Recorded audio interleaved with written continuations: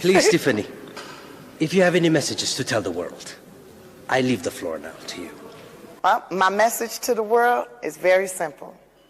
Come to Eritrea, have an experience, and tell somebody about your experience. Pay attention to what's going on, but come and see for yourself. You know, there's nothing like having your actual experience, because then you really know.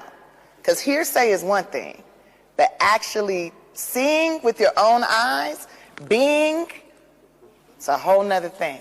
I remember before I came the first time, people were telling me, oh, you need to bring your own toilet paper. You should bring a flashlight. You might want to bring your own food. You might want to all this stuff they're telling me, trying to scare me, right? And then I get here, I didn't need none of that mess. And they were lying. They were lying to me. From my experience anyways, from the places I went, the people I were around, it was fine. It was like, nobody knows English, nobody said, people speak English here. People know how to communicate here.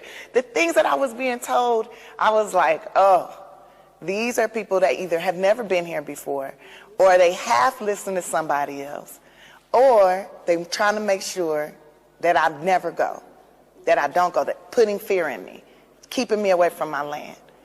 I'm going to go see. My daddy wanted me to see, and so I came to see. And I'm so glad. And I feel like I'm honoring him. I'm honoring all my ancestors being here. And what I know I can bring to the land is going to really enhance all of us. Before we wrap up, I want to ask you about something. Last time you visited to a place, there is this thing called Nigdet in Eritrea. People gather and they share food, injera, suwa, and I bet you had some of it. So how was your experience? Oh, it was really good. That was good. Yeah, it was a good time. We danced, we laughed, we ate, met a couple of cute guys. You know, it was a good time. It was a good time. Oh, yeah, that was fun. That was fun. You know what